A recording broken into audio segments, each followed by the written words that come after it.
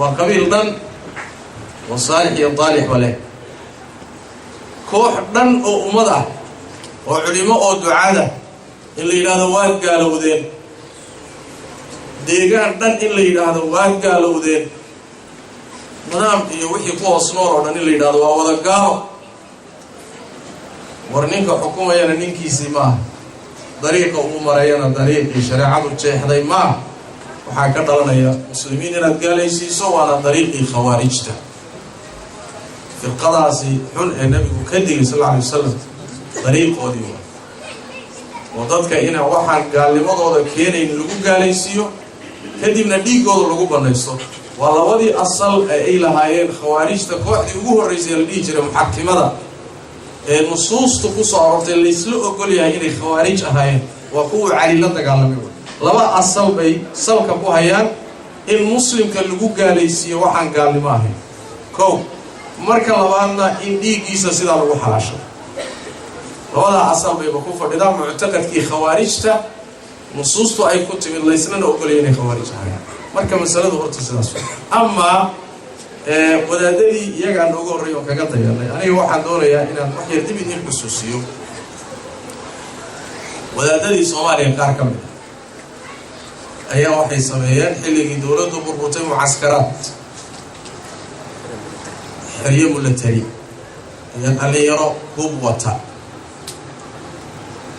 ficlan ma ahayn waxay culimada isaga timid go'aan lagu qaatay oo saab ku yid ma ahayn laakiin way abuurantay way samaysantay الله على نعمائه والشكر له على توفيقه وامتنانه وأشهد أن لا إله إلا الله وحده لا شريك له تعظيما لشانه وأشهد أن محمدا عبده ورسوله الداعي إلى رضوانه صلى الله عليه وعلى آله وأصحابه وسلم تسليما كثيرا أما بعد السلام عليكم ورحمة الله وبركاته أنت كذب waxaan aad ugu faraxsanahay oo Ilaahay mahadiisa in hadii aanu nahay bulshooyinka islaamka ee Soomaaliyeed oo ku dhaqan wadankan Finland aan fursad u helnay in ay noo yimaadaan culimadeena qiimaha iyo qadarinta naga mudan Sheekhana al-Faadil Sheekh Maxamed Cabdi Umar iyo Sheekh Maxamed Idris iyagoo booqashooyin dacwi ah maalmahan ba ku soo marayay qaybaha kala duwan ee wadamada waqooyiga Ameerika waqooyiga Yurub aan iraahday oo ka kooban yahay sheekha hadii la yiraahdo wuxuu ka hadli doonaa muxaadaro cinwaankeedu yahay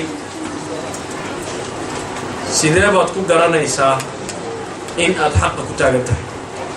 in badan baa la isku wareeray nin walba wuxuu leeyahay aniga xaq ku taagan marka kayfa taarifu ama sidee baad ku garanaysaa inaad xaq ku taagan tahay kelmadda kadib sheekha waxa xigi doona su'aalo iyo jawaabo culimada la weydiin doono insha Allah oo labada sheekh Sheekh Maxamed Idris iyo Sheekh Maxamed Cabdi Umar ay soo wada fariisan doonaan marka sheekhana al-Faadil Sheekh Umar waxaan leeyahay wala tafadal shukran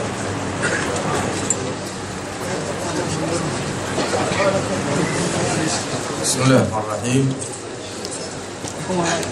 الحمد لله رب العالمين وبه نستعين على أمور الدنيا والدين وصلى اللهم وسلم على نبينا محمد وعلى آله وصحبه أجمعين وما بعد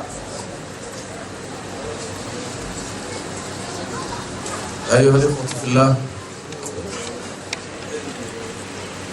الله تبارك وتعالى أيام هذا مانت الإسكالة سجانا أي واجب تهاي إن هذا علينا وأن كشكرنا نعموين كأن تركوب كريم نعموين ككهر الله تبارك وتعالى كمال كيسا يقام استرنان تيسا يسوى الله هاي لمنانشو يعيب طورا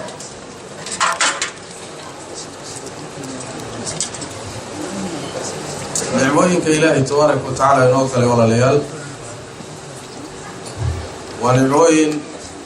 سيدا قرآن بنور شيء أن لا تركوب الكريم وإن تعدوا نعمة الله لا تحصوها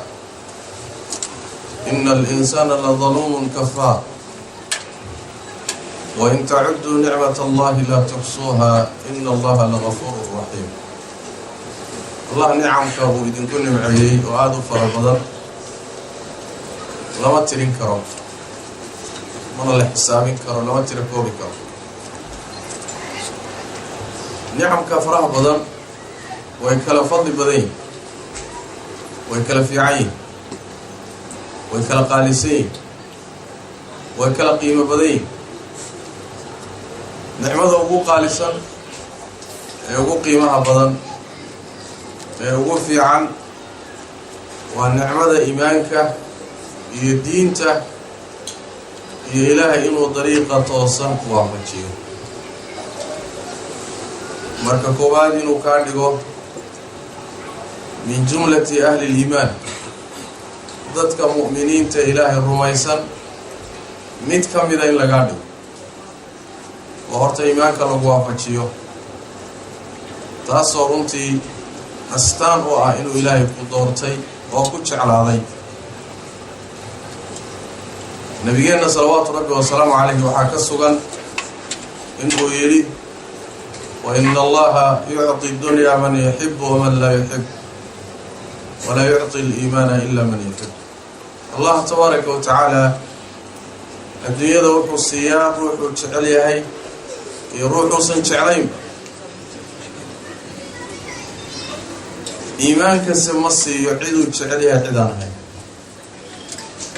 إلهي إسلامي ماذا إيمانك وحوصية تدكو دورتي وكلية تدكو تشعلادي وكلية.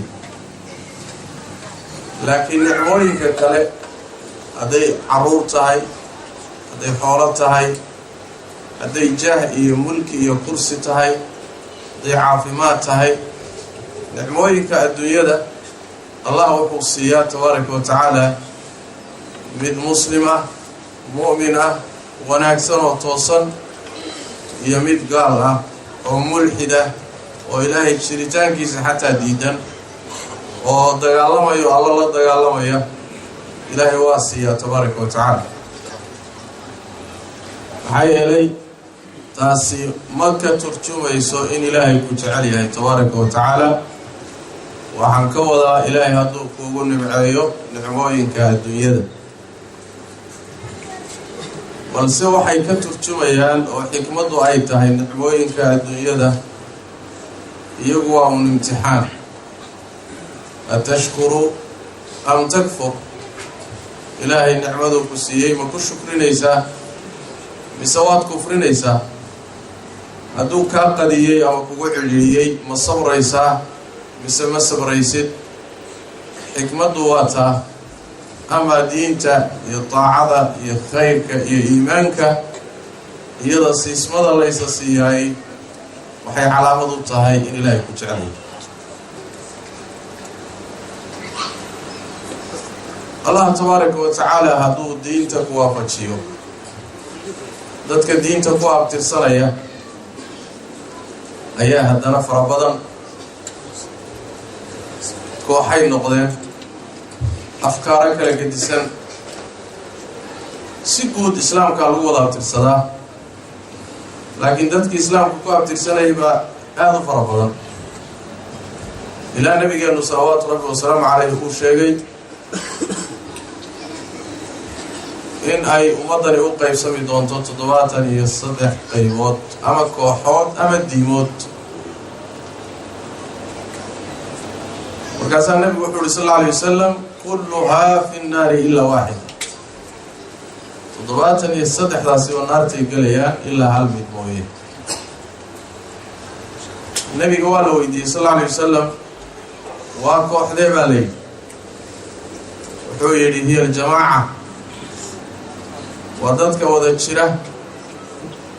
dariiqii kitaabka iyo sunnadana ku wada jira oo ku wada socda. riwaayo kale oo culimada qaarkood ay taxsiiniyaan nabigu wuxuu yidhi iyo maa ana calayhi alyawma wa asxaabi. waa dadka ku socda aniga iyo saxaabadaydu jidka aan hayno iyo waxa aan haysano dadka ku socda ayaa kooxda badbaadaysa. inta kalena naartay ku hoobanayaan oo ku daadanaya walciyaadu billah.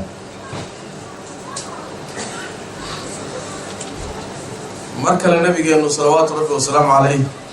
xadiidkii Cirbaad ibnu Saariya wuxuu yidhi innahu man yacish minkum fasayara ikhtilaafan kathiira, ninka idinka midoo noolaada oo cibri ku simo oo maalmo sii jooga adduunyada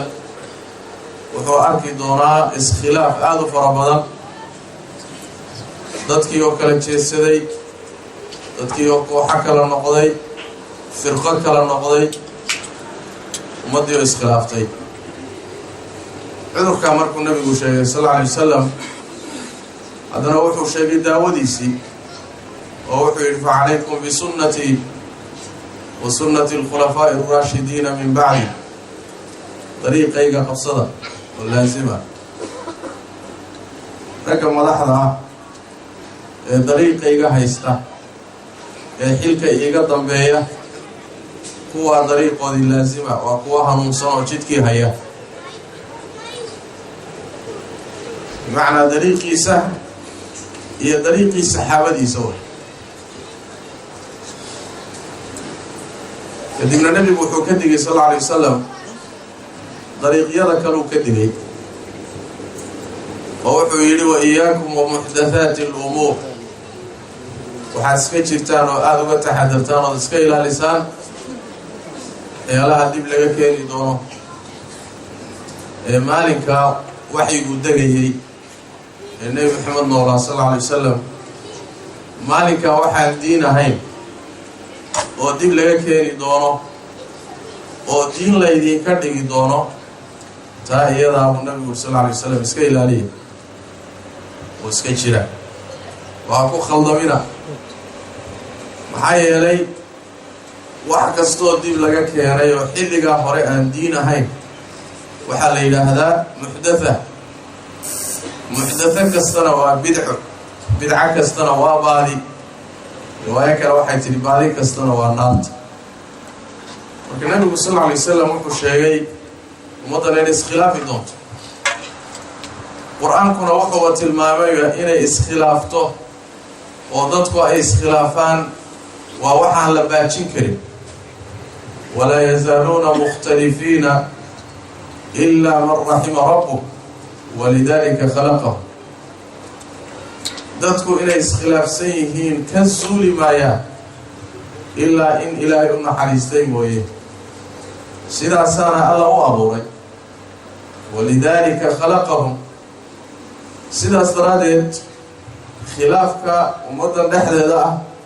iyo ummadihii ka horreeyay toona wax la baabi'in kariyo wax la baajin kara maaha.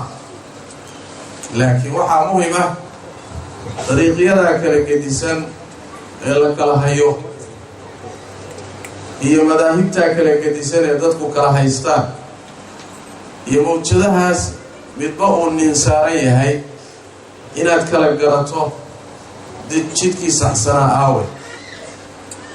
inaad fahanto dariiqii saxda ah ayaad bari lahayd aawe. qur-aanka kariimka rabbigeen tabaaraka wa tacaala